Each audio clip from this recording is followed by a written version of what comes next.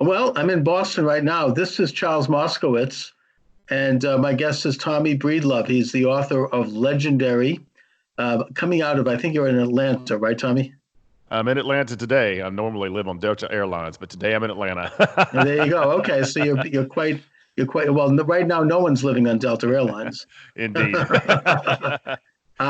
So anyway, but you've got a very. I just want to, before we get into the content of your book, you've got a really interesting backstory.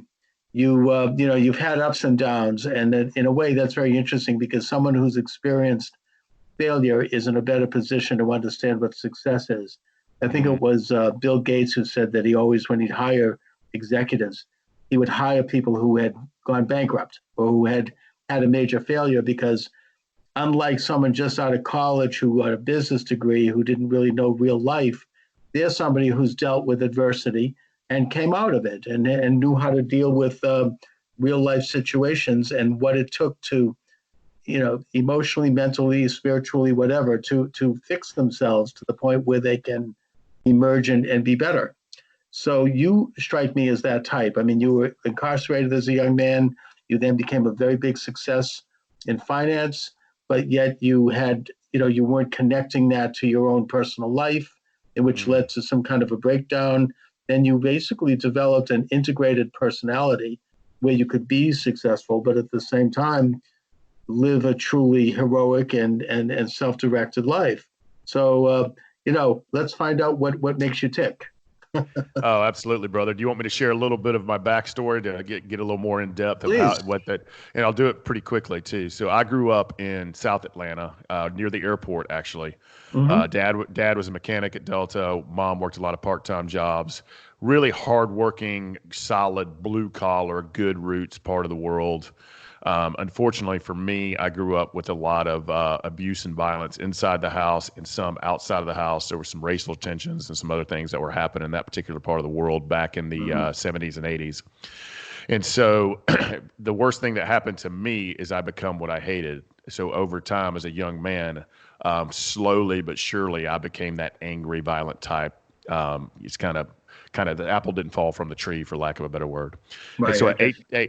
18 years old, I was planning on being the first person to go to college in my family. Had a full ride to the University of Georgia, half a ride to the University of Miami down in Florida, and some other colleges. And instead, committed a violent crime and was looking at 7 years in prison, Oh, two yeah. felonies. Not good, brother. And No, no, so no, no. And it's it not seems good. like you screwed up just at the moment where you were about to Get get, out. yeah, to take off, which is To- interesting right there. Totally. Yeah. And then so some amazing things. So luckily, it was dropped to two heavy misdemeanors. I was sentenced because, once you have that felony, it's hard to overcome that the rest of your life. So it was dropped to two heavy misdemeanors. I actually was sentenced to 2 years with one suspended, but spent my 19th birthday incarcerated. Here's Hmm. a cool part of the story that I'm happy to share now. Yeah. Is a 45-year-old African American gentleman, and that's very unusual in incarcerations. People don't cross racial lines; it's very cliquish among racial lines. Hmm. But this man, this great man named Tony, saw something in me. Saw he loved me when I couldn't love myself. He mentored me, held me accountable. Said, "Look, brother, look." He called me young blood. Look, young blood, you're not going to be a revolving door in this system. And so, with his leadership, his mentorship, I dusted myself off afterward. I went to work at a nuclear waste container factory for $5.50 an hour, putting Hmm. myself through community college at night. Ended up, I'm sure you see UGG over my shoulder. Ended up at the University of Georgia. So I went from jail to a nuclear waste container factory to UGA to Deloitte and Touche in 3 years, Oh, which is the what, consulting firm. Yeah, you which bet. is Huge. which is now I think the largest financial consulting and public accounting firm in the world. Yes, it's enormous. So I did that in 3 years. So fast forward to 36 years old. I've left Deloitte. I've been recruited out of other firms. I was recruited and kept moving up the ladder through all these different firms. So I'm at one of the largest financial public accounting firms in the Southeast United States. I'm a principal, got all the stuff, fancy cufflinks, you name it, car, title, power, super Good. cool office, blah, blah, blah.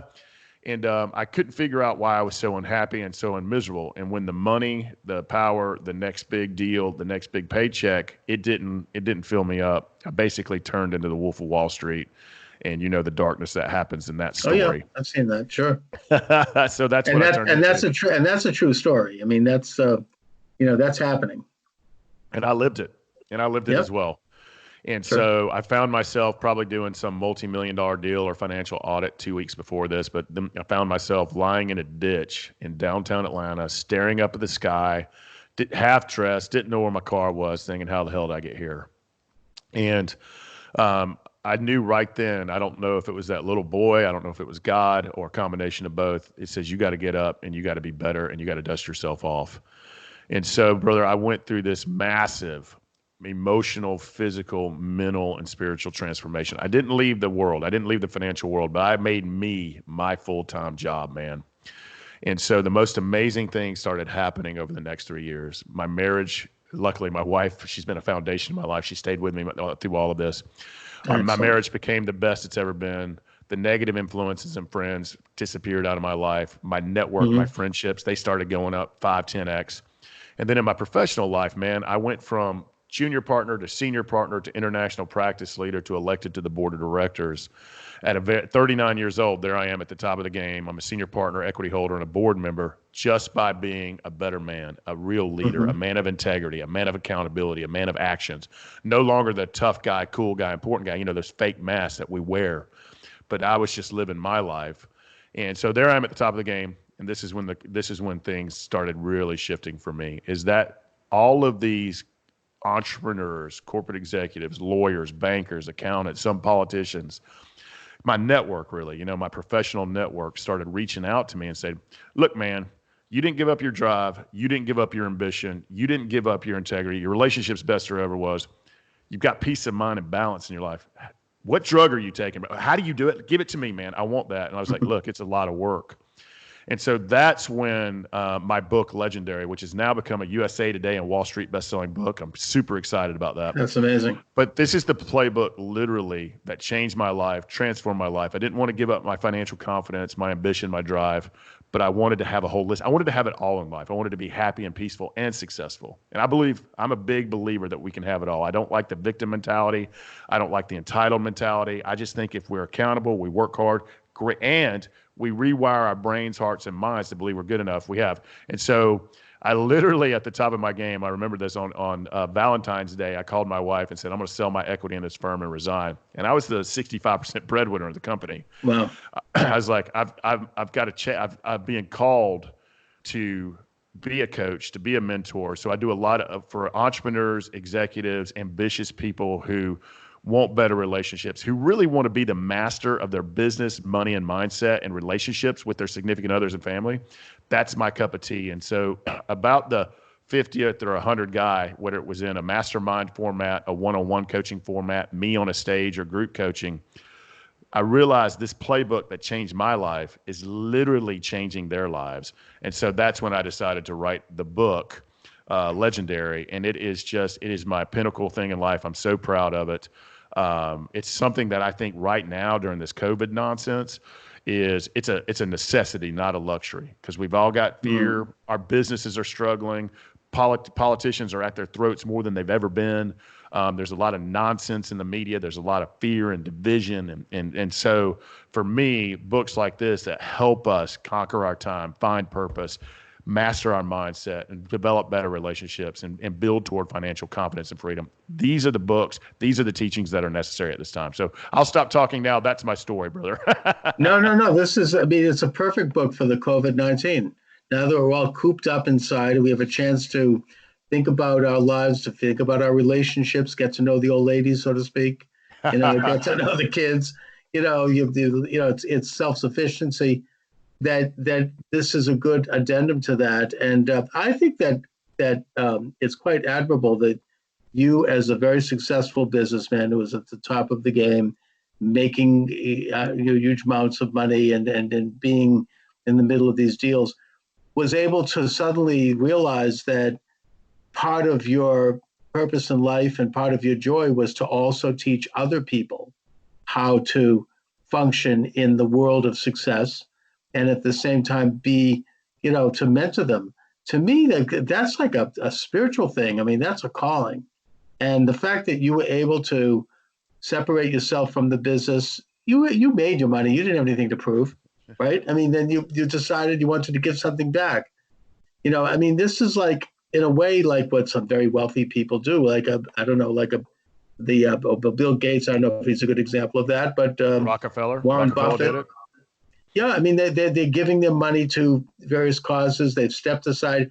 In my opinion, that's what President Trump is all about. I know you don't want to get into that, but he made his money, he made his fame, he had everything he wanted, he had a great family. He decided at his age, he was like nearing 70, that he wanted to get something back. He wanted to do something for the country that set the stage for his ability to become successful. And I see you as being part of that. And I think that's amazing. I mean, to me, that's a great gift. Thank you, man. It's to be mentioned in those names is quite humbling, and I'm super grateful for that. It is it took a lot of courage. I'm not going to tell you I didn't have some demons and insecurities to overcome to walk away at the top of the game. To, a lot of us ambitious, driven people get our validation from our jobs and what we do in this world, and I was no exception to that. But you said something that was there's two things that I am so passionate about this work because I'm called to it. It literally transformed my life in every single facet. I mean, I can't, it's hard for me to explain how different my life is from that world to this world, from happiness to success to fulfillment to giving and serving and being called, like you said. So it is a calling for me. It's a passion. It is my purpose in life. I believe we all have a purpose in life. I believe it changes depending on our season of life. You just mentioned President Trump. He was a businessman, a real estate developer, but I think his purpose changed, his calling changed, and he wanted to change politics. And so I think our purpose does change depending on the season of life. Right now, this is it for me, brother. And candidly, I hope I can say this on some level. I'll say it this way. So I'm not sure. I'll say it this way so it's appropriate. I'm angry. I'm angry that so much I see amazing, beautiful, successful, impactful humans. And I work with mostly entrepreneurial, I work with business people. That's typically, I spend 50% of my time in business and 50% of my time money in business, and then 50% of my time helping them build better relationships, networks, customers, family, significant others. So, but I'm angry at how many people I see and how much of this world we compromise little bits at a time. It's like death by 1,000 cuts, whether it's our relationship with our wife, our kids, our business, our leadership, big integrity breaches. I'm in the purpose and pain business. So I hear and see it all, and I have no judgment. But I'm angry, and I want to be a force for love and goodness and light in this world and say, look, you can be successful. You can be financially free, but you can do it with integrity, class, and not destroying everything around you as well. And so that's what I'm all about, my friend. No, and yeah, I mean, this is a great lesson. And I think that regardless of how successful one is, a person might start to, as they get up in their field, because they're ambitious, because they want to make money, because they want to have name or whatever it is that they want, they do begin to make these little compromises as they go. And it becomes almost, one hand not knowing what the other hand is doing. It becomes almost subconscious. And it grows in time because it's based on dishonesty, and that you can start to compromise situations in your marriage and with your children and with your personal life, and you become empty. And it's sort of like the question is, how do you actually get to your ambitions while at the same time developing a strong personal life, an inner life, a spiritual life? I think of Viktor Frankl, the psychologist, called it The Inner Life, from the Man's Search for Meaning. It's a very good book. Oh, my God. There you go. Top 5 book. It should be required. And I don't like the word should. It should be required reading in high school. I agree. And he went through the Holocaust. I mean, he was in a concentration camp, and he talks about the different things he drew from to survive that. And a lot of it had to do with just that he had a very well-developed inner life. He was a successful man outside of that before, but yet he had, and the people who didn't have that were the people who perished. It's sort of, they were more vulnerable. I mean, of course, anybody could perish in a second in that situation. Indeed. But, he would take a moment to view nature, even if it was looking out the window of a train that was taking him to Auschwitz. He would view the skyline. He would view something outside of himself as a way to connect. He also used humor in the situation that was hardly funny, and these different skills that he developed to cope with the situation and then bring to what he developed, which was logotherapy. Man, I tell you what, and so it's interesting. I consider that one of the top 5 greatest books and possibly 5 greatest humans. I mean, if you literally look at Oh, just yeah. from the human level and the impact that man has had, just in my life alone. I have a huge section of him alone in my book, Legendary. And so, what I took away from that, and I've read it probably 3 times, is, and I'm a firm believer in this. And Charles, I don't know what you think about this, is I think the only true power we have in our lives, and he was in the worst of the worst of the worst people. I can't even fathom what he went through. It's written in the book. Yes. Viktor Frankl's The Man's Search for Meaning. But what I took away from it, what I've applied in my teachings and to myself, is the only thing, even with this COVID-19 thing that we've got going, the only true power we have in life is our choices, our mindset, and our attitudes. Our choices, our mindset, and our attitudes. And in that book, and the Germans were horrible in that they turned the Jewish people on themselves. And so for a little bit more entitlement, maybe a little bit better food, hey, I want you to turn on your brethren. That's a choice. But so many people said, no, hell no, I'm not going to turn on my people. I'm going to stand here. I'm going to choose to die or to do this with integrity and not hurt my fellow people. And he's got all these examples of the power of choice, attitude, and mindset. And you're right. He was always looking for the light, the love, and the goodness, even in the most horrific situations. And so Viktor Frankl is, to me, the power of choice. And, we can influence, we can inspire, we can lead, we can speak, we can navigate. But the only true choice at the end of the day we have, even till our last breath, is even then, like if you're standing there looking at a guy holding a gun to your head, do you choose to die with integrity? And that's a fascinating thing if you read that book deeply. It's so good. No, well, one of the things I take away is that, you're in a situation where you've completely lost your freedom, 100%. Somebody could kill you in a minute. You have no control over your life. And so you have to work with them because you want to survive. But he would engage in these little minor acts of subversion and defiance, even if it was just only he knew about it, just because that's how he survived. That's what kept him going. It kept reminding him of who he was and that he was not part of this thing. Even if he had to cooperate with it, everybody did. And, when you have people who are controlling every aspect of your life, you have to work with them. But he would do little things that kept him separate. So to me, that's an interesting lesson. And obviously, once you reestablish your freedom, then you have that going for you. You can then really start to take actions that mean something to you, as you did with writing your book and leaving your business. Absolutely. Absolutely. And you asked an epic question before. I think when you said Man's Search for Meaning, I was like, oh, I could talk about that book for 6 days. It's so powerful. It's so powerful. Yeah. It needs to be required reading. I don't know.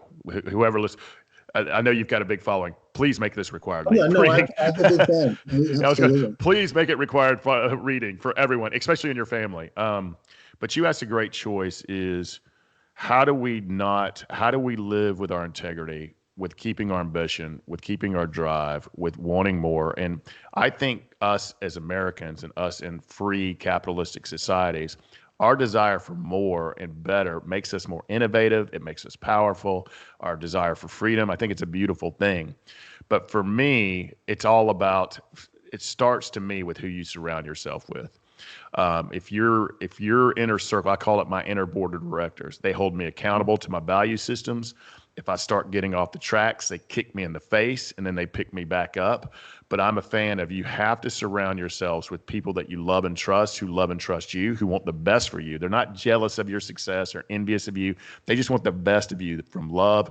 They hold you accountable. They guide you. They mentor you. And so to me, that's a huge part. And my second thing I would say is we don't do this enough. And I'm talking about your emotional fortress, your mental fortress. And what I mean by mental fortress is we all have those voices in our head that, what if they know my deepest, darkest desires? What if they figure out I don't know what I'm doing? And that little voice that says we're not good enough.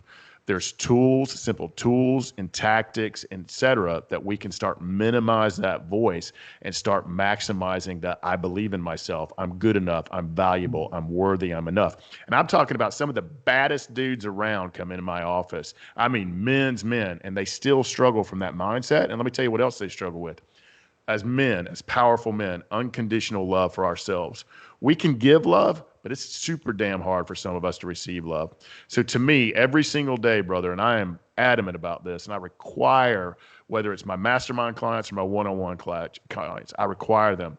They have to spend a minimum of 30 minutes or an hour today investing in themselves, small things, just to be a little bit better. Build that emotional fortress, that mental fortress, the physical fortress, and spiritual fortress, so that we can go out and serve and be as strong as possible, because it's not if life happens, it's when. You know, the pain, the tragedies, the deaths, the sickness, the COVIDs, the natural, it just happens.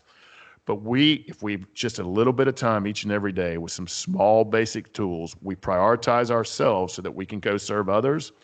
That is how you start not compromising your integrity and value systems, because you have people holding you together and you're doing the work every single day. And you can't build physical muscles if you're not working on them.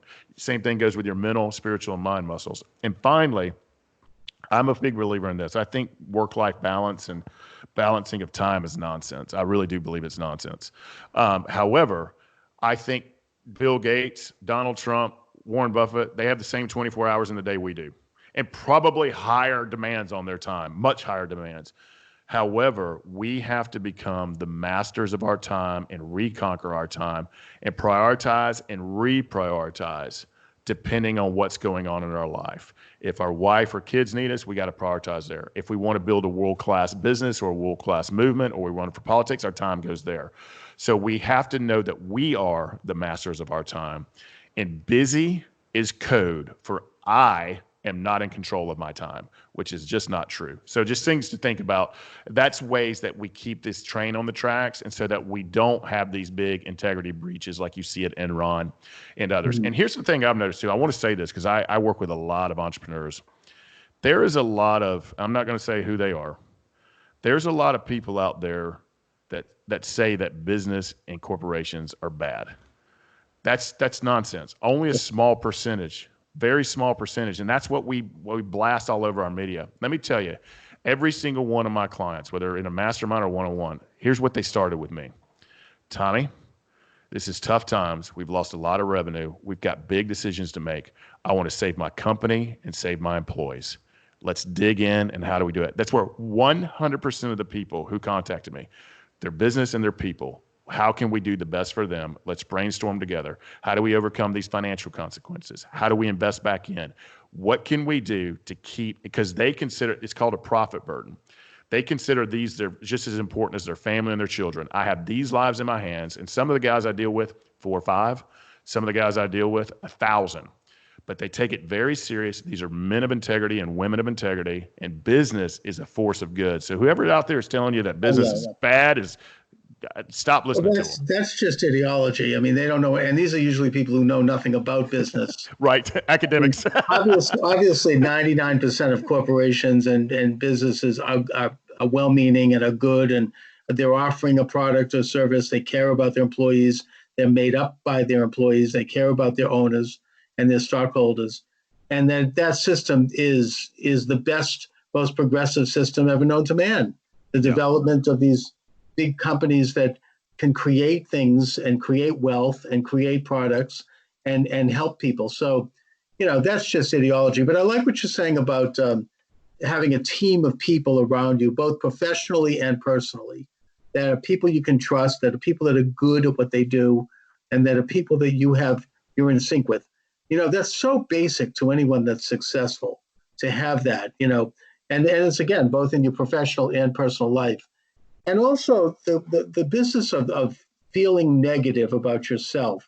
Everybody kind of tends to go into that at different times, even if briefly during the course of a day, because of circumstances outside of yourself or something going on in yourself.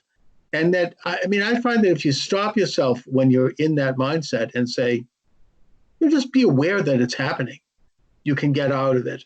Because if you're going to start to be negative and you're going to start to be sad and go negative, then everything is not going to go well. It's something you can control.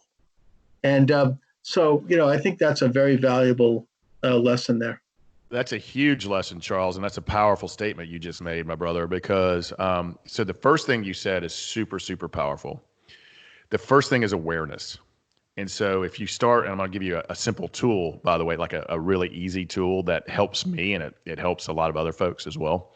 I use the word folks. I'm from the Southeast United States.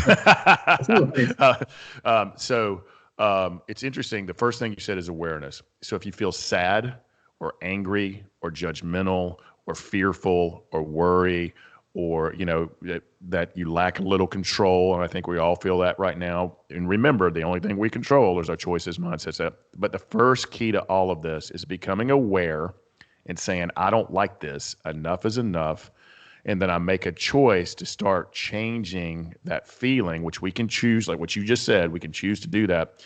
And to me, the simplest way to do it really quickly, and no one has to know you're doing this because it's all happening in your brain, is you can, with your eyes open, you take a deep breath in and a deep breath out, and you immediately go to gratitude. I'm thankful for the air in my lungs, the beating of my heart, that I live in a free country, that there's a beautiful bush outside, my dog is to my right. I mean, there's a billion things. I can look around your office and pick out a million things to be thankful for. And, that fact that I have a shirt on. The moment, the awareness, what you said, Charles, is key. But the second piece, a little ninja trick, is go directly into gratitude and appreciation for what you do have. You cannot be scared, worried, or mad when you're in a state of gratitude, which is just parallel to love. And that's just a simple tip that I put in my life. Absolutely. All right. So my guest is Tommy Breedlove. The book is legendary. Tommy, let my listeners know where they can get more information about you and about your book and about any websites you'd like to impart. I certainly will put those up also on the YouTube show. Totally, brother. And so for me, the reason we picked legendary is in a world of self-promotion, if we call ourselves legends, the people laugh us out of the room. So legendary is something we aspire to, and you can be a really amazing legend or a really terrible legend. And you don't have to be rich or famous. You've just got to leave this world a little bit better than we found it. And it covers everything in between. We're so thankful it's become a USA Today and Wall Street bestseller. It covers everything from discovering our purpose to financial confidence and freedom to reconquering our time to building that inner circle, that board of directors we talk about, and mastering our mindset. So it's a very powerful. What I'm doing right now, because this COVID crisis is so imperative, if you go to tommybreedlove.com/gifts, that's GIFTS, we're giving away the financial confidence and freedom chapters as well as the mastering your mindset chapter. So those are for you to have. And I'm also giving away my purpose formula in a one-page document that tells you my purpose, because again, I think we all have purpose, and I think this is a great time to find ours. It's that higher calling that we can do inside or outside of work that helps us feel more fulfilled. And so I also provide my purpose statement with a blank sheet and the formula for you to find your own. So you get 2 free chapters and my purpose. And so it's a really cool thing to have. And finally, I was talking about how I invest in myself every single day, or how I live my life. There's also a one-page document of my legendary life plan. And so tommybreedlove.com/gifts. I'm all over social media. The book is everywhere, by the way. Barnes & Noble, Amazon, I would say airports and bookstores. It's there. You just can't get them. But Barnes & Noble, Amazon, all the big carriers have it. But on social media, I am constantly putting out content around financial confidence or mindset or love. It's just light. If you look on your social feed right now, there's probably a lot of darkness. If you follow me, there's a lot of light. And so at Tommy Breedlove on Instagram, Tommy Breedlove on Facebook, same thing on LinkedIn. And I'd love for you to visit this, me give you the free chapters. And I'm so super proud of this work. And Charles, this has been an epic conversation. I'm very grateful for you. As am I. Listen, I feel very inspired talking to you, Tommy. And I really appreciate what you're doing. And thank you, really. Thanks so much. Thank you, brother. All right. And have a great afternoon. Thank you. You too. Bye-bye. All right. Bye-bye.